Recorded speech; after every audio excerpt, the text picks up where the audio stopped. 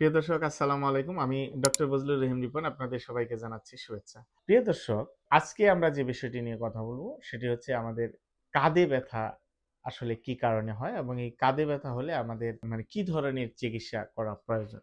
প্রিয় দর্শক, অনেক রোগী আছেন যারা বলেন কাঁধের এই যে সামনের অংশে ব্যথা এবং কারো ক্ষেত্রে দেখা যায় এই যে এই অংশে ব্যথা হয়। বিশেষ করে আমরা যখন হাত উপরে উঠাতে যাই তখন এই ব্যথাটা বেশি হয়। বিশেষ করে ওভারহেড অ্যাক্টিভিটিস যখন আমরা করি তখন। আবার কোনো সময় দেখা যায় যে আমরা যখন শুইতে যাই, বিশেষ করে এই অ্যাফেক্টেড সাইডে যদি আমরা শুইতে যাই তখন কিন্তু প্রচুর ব্যথা হয়। এই যে এই ব্যথার কারণে অনেক সময় দেখা যায় যে আমাদের শোল্ডারের যে মাংসপেশিগুলি আছে সেগুলি দুর্বল থাকে। কোনো সময় দেখা যায় যে আমাদের জয়েন্টটা একটু স্টিফ হয়ে যায়। তো এই যে প্রবলেম গুলা হয় এগুলা কয়েকটা কারণে হতে পারে। এর মধ্যে অন্যতম একটি কারণ হচ্ছে শোল্ডার ইজমেন্ট সিনড্রোম বা এটাকে সাব অ্যাক্রোমিয়াল পেইন সিনড্রোমও বলা হয়। এটা কি বিষয়? আমাদের যে এই যে স্ক্যাপুলা আছে, স্ক্যাপুলার উপরের যে হাড়টুকু সেটাকে বলা হয় অ্যাক্রোমিয়ন। এই অ্যাক্রোমিয়নের নিচ দিয়ে আপনার রোটেটর কাফ মাসল, বিশেষ করে সুপ্রাস্পাইনেটাস টেন্ডন প্রবাহিত হয়ে আমাদের হিউমেরাসের মাথায়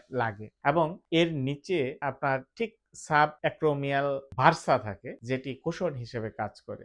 তো এটা যদি কোনো কারণে ইনফ্ল্যামেশন হয় বা প্রদাহ ঘটে বা কোনো কারণে যদি আপনার এই সাবঅ্যাক্রোমিয়াল জয়েন্ট স্পেসটা কমে যায়, সে কারণে আমাদের এই ধরনের সমস্যা হওয়ার সম্ভাবনা থাকে। তাছাড়াও যদি এটাকে স্ট্রাকচারাল কজ বলি আমরা, এছাড়াও যদি বায়োমেকানিক্যাল কিছু ফ্যাক্টর আছে, যেমন যদি আমাদের পিছনের যে শোল্ডার ব্লেডটি আছে অর্থাৎ স্ক্যাপুলা, সেটা যদি ডিসকাইনেসিস হয়ে যায় অর্থাৎ তার মুভমেন্ট যদি অস্বাভাবিক হয়ে যায়, সেক্ষেত্রেও কিন্তু এই ধরনের শোল্ডার ইমপিজমেন্ট সিনড্রোম হতে পারে। বা যদি রোটেটর কাফ মাসল দুর্বল হয়ে যায় অথবা আমাদের যে এই যে পোস্টেরিয়র ক্যাপসুল যদি টাইট হয়ে যায়, এই কারণেও হতে পারে। আবার কিছু ইনফ্ল্যামেটরি কজও আছে, যেমন রোটেটর কাফ টেন্ডিনাইটিস এর কারণে হতে পারে, ভার্সাইটিস এর কারণে হতে পারে, এরকম বিভিন্ন কারণে হয়। কিন্তু মূল প্রশ্নটা হচ্ছে যে এই ধরনের কাঁধে ব্যথা হলে বা শোল্ডার ইমপিজমেন্ট হলে বা সাব অ্যাক্রোমিয়াল পেন সিনড্রোম হলে আপনার চিকিৎসা ব্যবস্থাটা কি? শুধু কি ওষুধ আপনাকে পরিপূর্ণ রিলিফ দিবে? প্রিয় দর্শক, না। ওষুধ এই ক্ষেত্রে আপনাকে পরিপূর্ণ রিলিফ দিবে না। আপনারা যারা এই ধরনের কাঁধে ব্যথায় ভুগছেন, দীর্ঘদিন যাবৎ ব্যথানাশক ওষুধ খাচ্ছেন, অনেক চিকিৎসকের পরামর্শ নিচ্ছেন, কিন্তু আপনি কিন্তু সুস্থ হতে পারতেছেন না। কারণ কি? কারণ এই ব্যথানাশক ওষুধ এই ক্ষেত্রে 20 থেকে 30 ভাগ ব্যথা কমাতে সমর্থ। আর বাকি 70 থেকে 80 ভাগ ব্যথা কিন্তু ব্যথানাশক ওষুধ কমাতে সক্ষম নয়, বিভিন্ন গবেষণা যেটি বলে।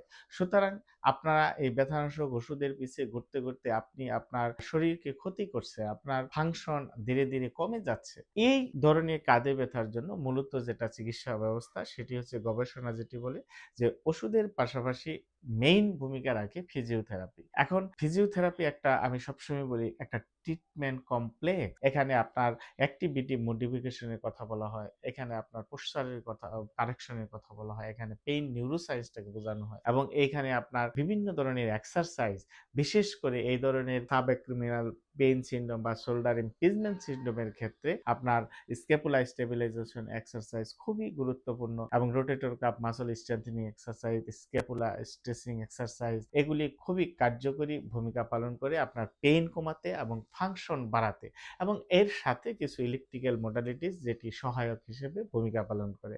সুতরাং প্রিয় দর্শক, আপনারা যারা এই ধরনের কাঁধে ব্যথায় ভুগছেন তারা শুধুমাত্র ওষুধের পিছে না ঘুরে আপনি ফিজিওথেরাপি চিকিৎসা নিবেন, দ্রুত সময়ের মধ্যে আপনি রিকভারি হয়ে যাবে। সুতরাং প্রিয় দর্শক, আপনারা যারা এই ধরনের ব্যথায় ভুগছেন আমাদের পরামর্শ নিতে চাইলে আমাদের স্ক্রিনে দেওয়া নাম্বারে যোগাযোগ করতে পারেন। আসসালামু আলাইকুম।